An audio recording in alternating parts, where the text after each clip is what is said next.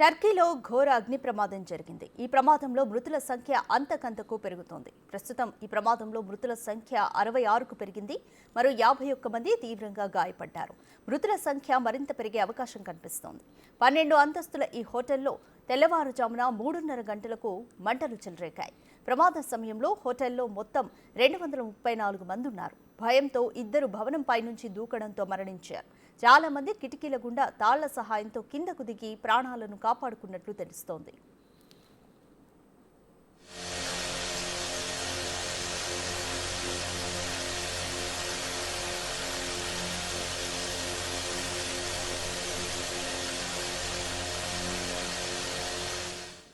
మంటల సమాచారం అందుకున్న ఫైర్ సిబ్బంది ఘటనా స్థలానికి చేరుకొని మంటలను అదుపులోకి తీసుకొచ్చారు. అయితే ప్రమాదానికి గల కారణాలపై ప్రస్తుతం అధికారులు ఫోకస్ చేశారు.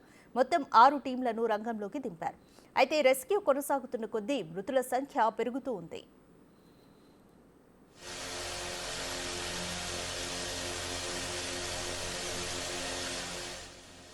టర్కీలోని ప్రముఖ టూరిస్ట్ అట్రాక్షన్లలో ఈ ప్రాంతం ఒకటి. ప్రపంచం నలుమూలల నుంచి ఇక్కడికి స్కీయింగ్ చేయడానికి వస్తారు. దీనికి తోడు స్థానికంగా 2 వారాల పాటు స్కూళ్లకు సెలవులు ప్రకటించడంతో ఆ ప్రాంతమంతా పర్యాటకులతో నిండిపోయింది. ఇలాంటి ప్రాంతంలో అగ్ని ప్రమాదం జరగడం ఇప్పుడు హాట్ టాపిక్గా మారింది.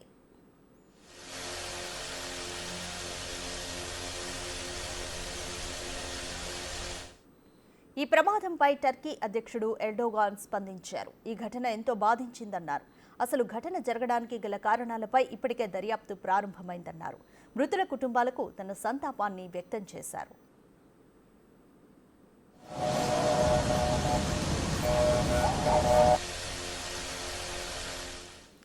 అయితే ప్రమాద తీవ్రత పెరగడానికి హోటల్ ప్రభుత్వాధికారుల నిర్లక్ష్యమే కారణమని తెలుస్తోంది.